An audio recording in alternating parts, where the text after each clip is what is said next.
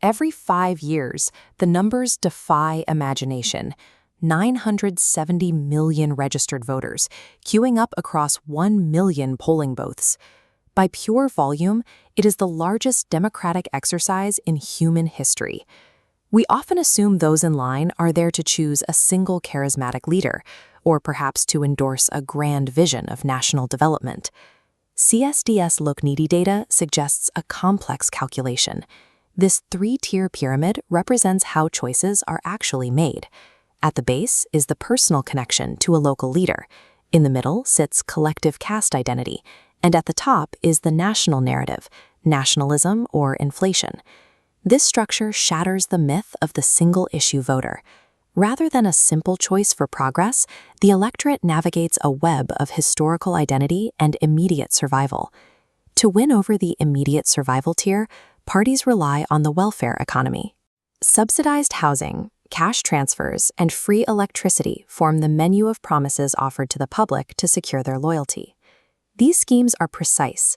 Data shows that initiatives like the PM Awas Yojana, or Nyai, convert directly into ballots, resonating most effectively with first-time voters and women who rely on these transfers for household stability. While voters make rational decisions based on these offerings, their power is confined to the choices provided. The menu itself is drafted long before the polls open by architects who specialize in a different kind of math. The architects of Indian politics do not rely on chance. They build their strategies on the country's most permanent structural blueprint, caste. This is social engineering. Long before a single ballot is cast, parties map the density of every community in a constituency. Tickets are then distributed to candidates specifically chosen to pull the maximum number of votes from their own demographic. This chart shows the raw data that changed the strategy for the 2024 elections. A 2023 survey in Bihar revealed that other backward classes and extremely backward classes make up roughly 63% of the demographic. Opposition parties moved to weaponize this data, demanding a nationwide caste census. The goal was to use social justice as a strategic lever to fracture the ruling party's base and pull these voters into a newly organized coalition. In this system, caste functions as an algorithm. It allows political elites to predetermine the playing field, making the voter a participant in a game where the odds are already calculated. Executing this scale of engineering requires massive capital. The 2024 election cost 1.35 trillion rupees, making it the most expensive democratic exercise in human history. Much of this funding was hidden until February 2024, when the Supreme Court struck down the electoral bond scheme.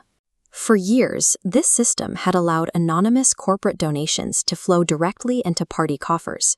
The leaked data revealed a pattern of trade-offs. Several major donors, including firms like Mega Engineering and Future Gaming, purchased millions in bonds, while simultaneously being under investigation by federal agencies like the ED or CBI. This capital creates specific levers of influence. By funding campaigns, corporations ensure favorable tax and regulatory policies. By owning media houses, they control the daily national narrative. And through lobbying, they secure the massive infrastructure contracts that drive their growth. The markets respond to this political stability in real time. When 2024 exit polls predicted a massive supermajority, the stock market hit an all-time high. But look at the reaction on counting day. As the actual results showed a reduced mandate, the Sensex tracked 4,500 points in a single session. Institutional investors prioritize policy continuity, and they adjust their billions the moment that continuity is questioned. While citizens stand in lines to choose their representatives, institutional capital has already spent billions shaping the boundaries of what those representatives will actually be allowed to achieve.